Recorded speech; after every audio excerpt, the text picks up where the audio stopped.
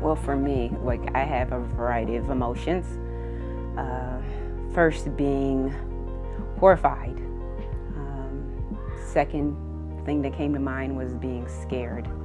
But I think that I've gone in and out of being the state of being numb. So when I, read, because it came through our text, there was an active shooter.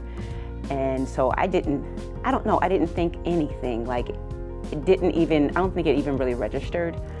And I think the thing is that there are so many traumas or so many traumatic things that happen for me that I've developed a way to cope by almost disassociating.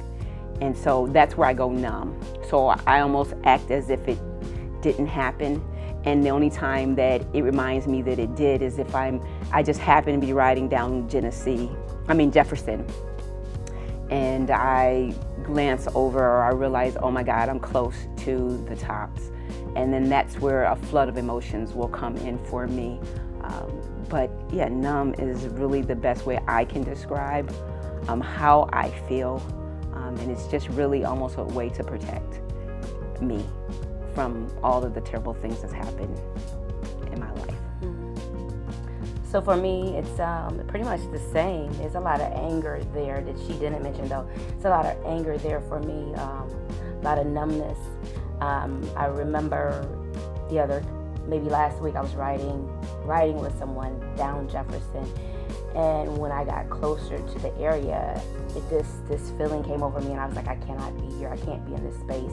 And it was almost as if I was sitting in the car and I was paralyzed, and I couldn't breathe. And that's a term that why are we getting used to that term? But that's a term that we're hearing over and over. I can't breathe. It was like a paralyzing thing. It affects me when I go to the grocery store, when I go anywhere. My head is constantly on a swivel now, and it's just like anybody that looks out of place. And it doesn't have to be anybody that looks out of place. It's everybody now. Everybody's getting what we consider the side eye, because I'm scared. There's that, that scared factor there. We've been in a Walmart together and separated to go get our groceries or whatever, and the thought, had panic attacks. Yeah, so you're down one aisle, and then you start thinking about, because there's a lot of police presence as well in our areas now, and so you see that walking through the door, and then then I will just be going through my daily motions of getting my groceries, and then boom, it hits me, and then I say, where's my sister? Mm-hmm. Well, what if this happens? How can I get to her? Can I call her? So it's almost like a post-traumatic stress type of disorder that's going on right now. It's all of the fallback of what's happened over the past month for me.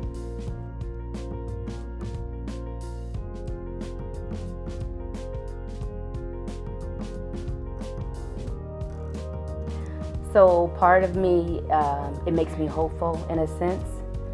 But on the flip side of things, I feel like that's your civic duty. We should all be standing up to make sure that everyone is safe. Wrong is wrong. I don't care which color it comes from. Wrong is wrong. It's your civic duty. And so it's what we should be doing. So while, yes, I do get excited and hopeful that, maybe this is a change, then there's another side to it. It's like, okay, here we go again.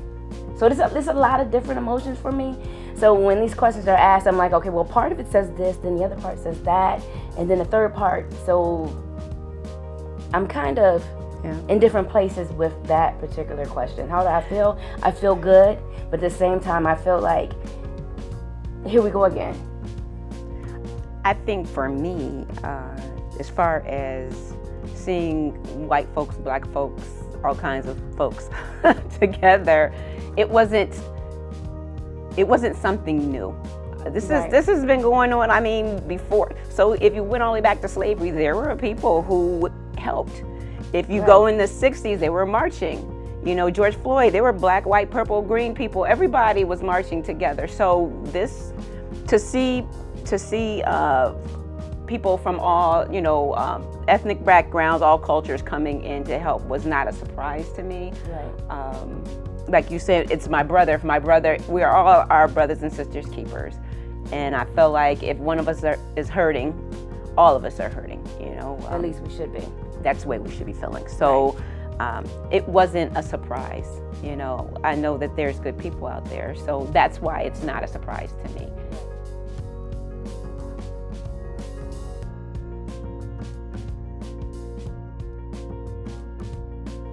I think racism is just a way to keep us separate. It's a way of controlling and a power thing. Does it really exist, the word? It's an insecurity. It's an ignorance. You know, it's all of those things wrapped up in one word. You're scared of someone just because of the pigment of their skin. So you know you're not willing to figure out how they work. You prefer to just not be bothered with them. And I mean that's what I see. I don't know. So race is not even a real thing. It's a social construct created to keep people in their place. And it's done according to people's pigment. And so then along with that, there's been a lot of programming out there to make people think certain things about certain groups of people. And people buy into it and they use it as an excuse. Well, you know, they're 3/5 of a human, so I can treat them that way. Or, you know, and that's people's mindsets because that's been the programming. So, I mean, it's not even a real thing. It's a distraction tactic. It is. Used for financial gain. That's what I would say racism actually is. And it's sad, it's hurtful, it's evil, it's hateful. That's racism.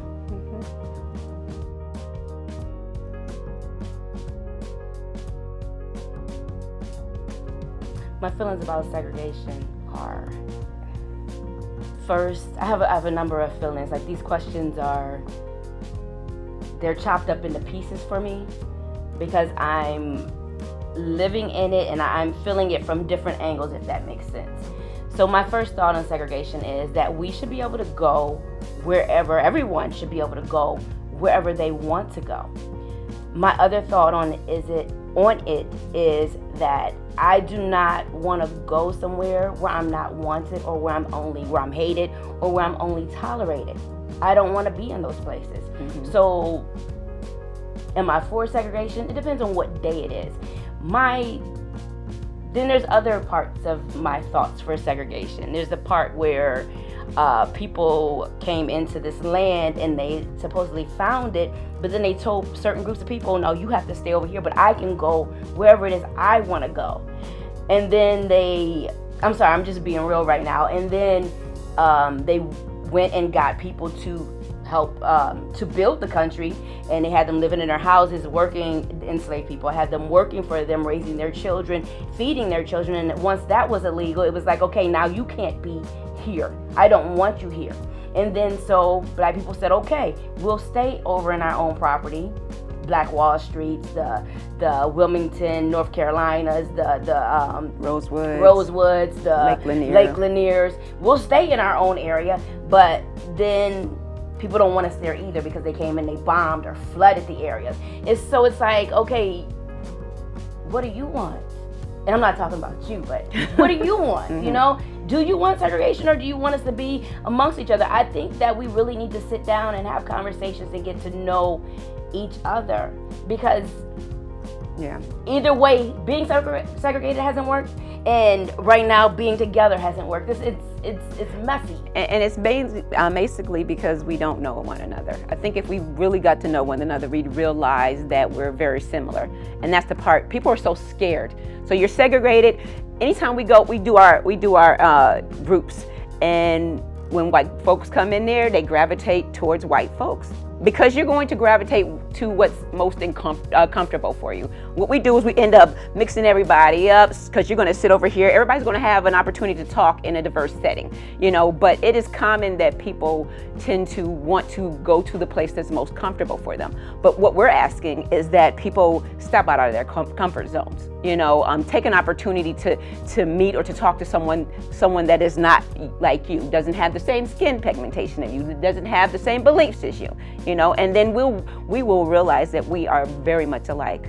We want the same things. Right. And if we're being respectful, we'll respect the fact that they're different.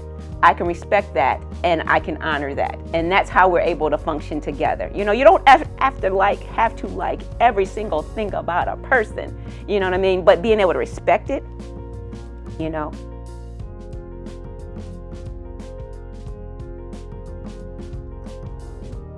I think the world would be like, you're missing out on so much greatness. Everyone's not allowed to shine. Everyone has a place in society, and everybody comes with unique talents that would make us, like, the United States phenomenal and the world, But we're so busy arguing about the pigment or the melanin in someone's skin that we can't even get to that place. Right. The United States is supposed to be the beacon for all nations, for all worlds, and we could totally be that. But we're not, because we're too busy arguing over something that's so small that we can't even get past. I mean, it's been 400 years and this is 2022. We're still talking about the same thing. We really could control and rule like in a big way, but we're so caught up that and that's why I feel like the world would be a better place without racism.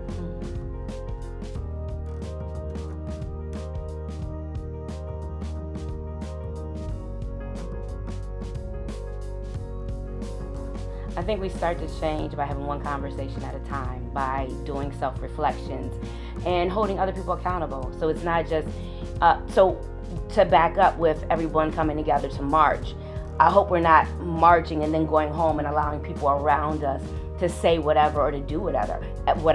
Are you doing a self-reflection? Are you holding the people that are around you accountable when they use a microaggression or when they say something that's off to the left that they shouldn't say? Are you holding them accountable? So I think that's where we start. Doing research also, not just, I'm sorry, did I? No, go ahead. Not just taking, you turn on the TV and you just take the television's word for it, or you read the headline of an article instead of reading the full article and you're like, oh, this is what it is. We need to start doing research and stop just regurgitating things that we've heard other people say. Because a lot of it, they didn't do their research. Do your research. Find out, is my programming based in factual information? Because if it's not, then at that point, you can start to make a change within yourself. Yeah. I think about it from the cognitive behavioral approach. I'm a therapist. That's what I do. And I think about behavior change. And the first thing, if you were to go to an AA meeting, the first thing is acknowledging that there's a problem. And then the second thing is the desire to want to change. And then once you desire to change, it's asking for help, and being the change. So there's a number of steps, but we have to acknowledge that there's a problem, and then we know that there's a problem, but do I want to change it,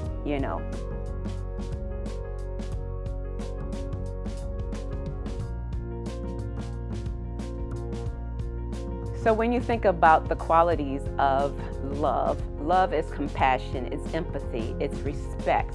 If we have those characteristics within ourselves, it makes it less likely to be able to hate one another, because you're respecting different values, different differences with one another. You're putting yourself in other people's shoes. That's the empathy piece of them. You have compassion for them. So I do believe that love definitely can drive out hate.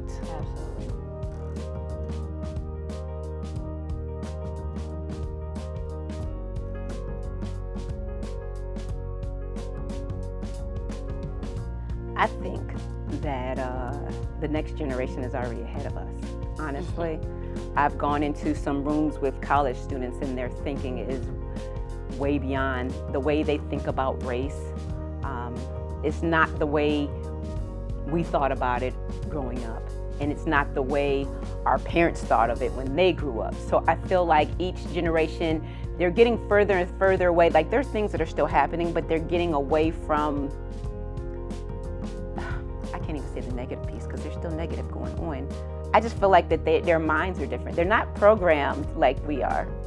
So to add on to that, when we're talking about the coming together of people, so yes, there's been people coming together since the conception, but now it's more. And so I think that is because of the mindset change. So now when you see a march, you'll see the crowd is so diverse, as opposed to might be one or two or a sprinkle here back in the 60s, right? Now the crowd is absolutely diverse. You know what I mean? It just looks like a mixture of everybody. It actually looks like a melting pot. Yeah. So I think, but I would tell them to keep reading, do their research, get to know each other. Step out of their comfort zone. Don't, be afraid to venture out and meet folks, and, don't stay in your own little bubble. Yeah. There's a big world out there.